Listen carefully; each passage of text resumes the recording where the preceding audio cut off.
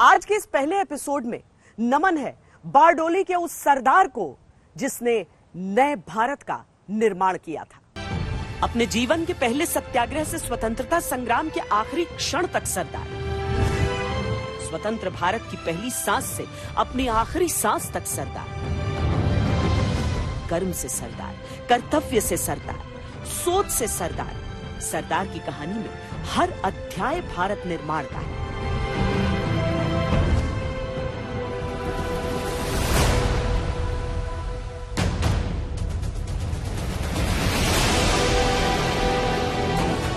पहला पन्ना खुलता है सूरत के बारडोली में। वो साल था 1927। काठियावाड़ का बारडोली तालुका अपनी खुशहाली और किसानों की संपन्नता के लिए प्रसिद्ध था।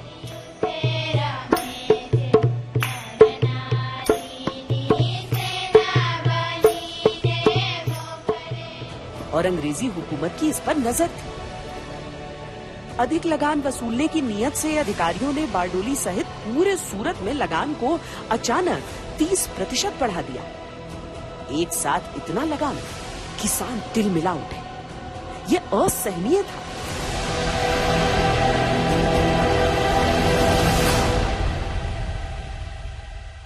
(1922) में बेसिकली बारडोली सत्याग्रह का प्रारंभ हुआ था, मगर जब चौरी चौरा का इंसिडेंट होने की वजह से असहयोग आंदोलन को विड्रॉ किया गया, उसी के साथ ये एजिटेशन वहां पर ब्रेक हो गया।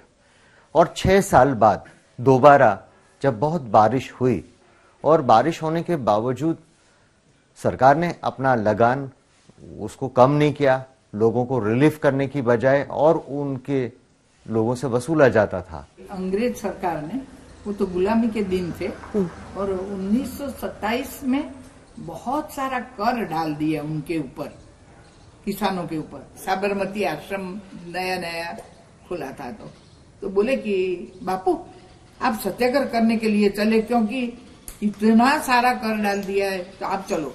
तो बापू ने बोला मैंने अभी साबरमती आश्रम खोला है, मैं नहीं आ सकता।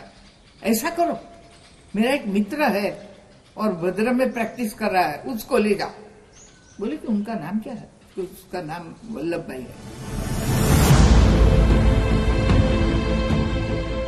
किसानों ने वल्लभ भाई पटेल से अपनी पीड़ा सुनाई। वल्लभ भाई पटेल तब तक किसानों के लिए खेड़ा आंदोलन कर चुके थे और उनकी छवि किसानों के लिए अंग्रेजों से भिड़ जाने वाले तेज तर्रार सत्याग्रही की बन चुकी थी।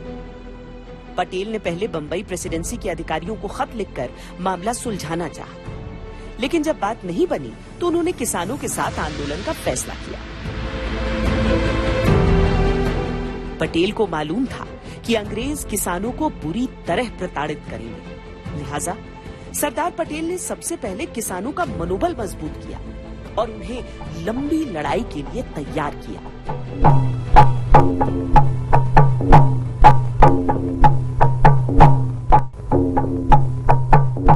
महात्मा गांधी ने सरदार साहब को काम दिया कि आप इसको संभालो और किसानों की जो बात है सुनो। किसानों निराश हो गए, उसको उत्साहित करने के लिए जो कुछ करना पड़े वो आप करो।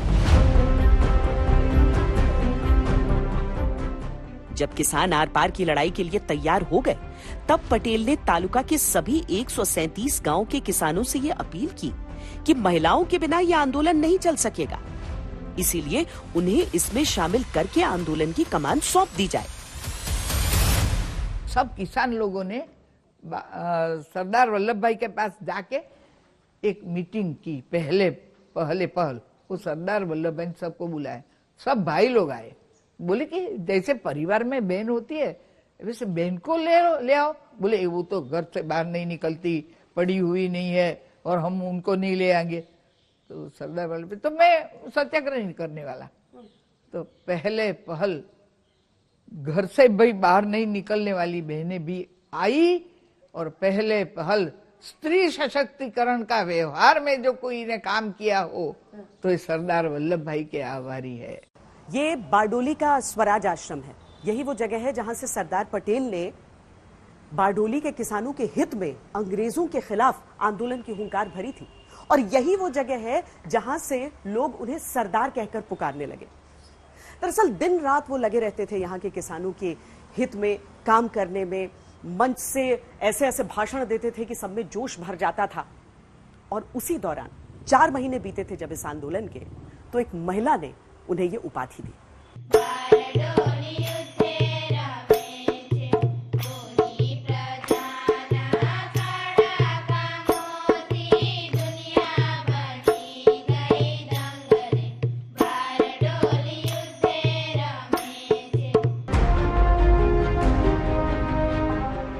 इसके बाद तो वल्लभ भाई पटेल हमेशा के लिए सरदार हो गए।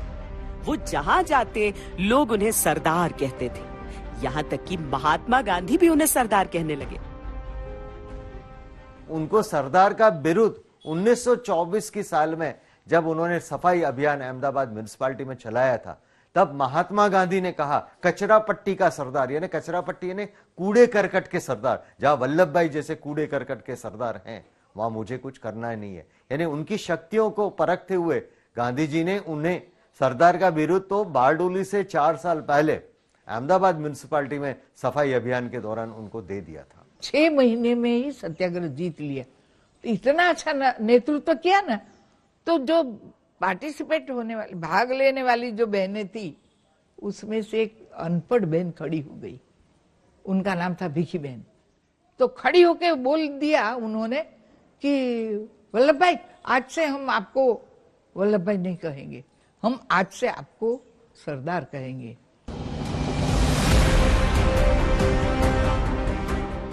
वल्लभ भाई पटेल ने रणनीति, कूटनीति और राजनीति तीनों का प्रयोग किया। उनकी ही सलाह पर जब अंग्रेज लगान वसूलने आते तो किसान अपने जानवरों के साथ जंगल में भाग जाते। खींचते अधिकारी जमीन या मकान की कुर्की कर लेते थे।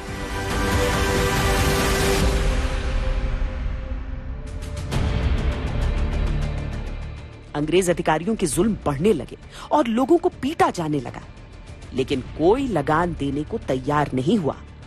उल्टा होने ये लगा कि लगान वसूलने के लिए जो लोग आते थे, उन्होंने भी अपने काम से इस्तीफा देना शुरू कर दिया। जो वहां के लोकल बाशिंदे, पुलिस पटेल से लेके जो भी लोग थे, तलाटी वगैरह, जो लोग ये हफ्ता वसूली का काम करते थे, उनको भी प्रेरित किया। अपने देश बांधवों को आप कैसे जुल्म करोगे, अंग्रेजों के कैसे साथ रहोगे। तो काफी सारे लोगों ने अपने इस्तीफे देके सरकारी जो एडमिनिस्ट्रेशन था उसको पैरालाइज भी कर दिया था। सरदार पटेल के नेतृत्व में सत्याग्रह चलता रहा। दिन, सप्ताह, महीने बीतने लगे। बारडोली पूरे भारत के लिए अंग्रेजों के खिलाफ गुस्से का केंद्र बन चुका था। अंग्रेजों के हौसले पस्त होने लगे। अंग्रेज सरकार और उसके नुमाइंदे घुटनों पर आ गए। पूरे देश में सरदार वल्लभ भाई पटेल का नाम जननायक के तौर पर गूंजने लगा। 6 अगस्त 1928 को, यानी ठीक 6 महीने बाद, बढ़ाए हुए लगान का अंग्रेजी फरमान वापस ले लिया गया। सभी किसानों की जब्त जमीन और जानवर लौटा दिए गए। बारडोली ने देश को अंग्रेजों से लड़ने का रास्ता दिखा दिया और देश को मिला वो सरदार जिसने आगे चलकर देश का नक्शा ही बदल दिया।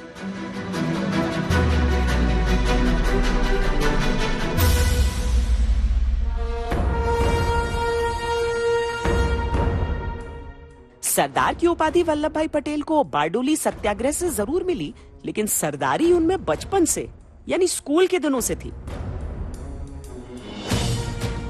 बारडोली के सत्याग्रह के सरदार बनने से पहले वल्लभ भाई पटेल ने नाडियाड, करमसद, गोधरा और अहमदाबाद को अपनी कर्मभूमि बनाते हुए खुद को स्वाभिमान और संघर्ष की अग्नि में कुंदन की तरह तपाया।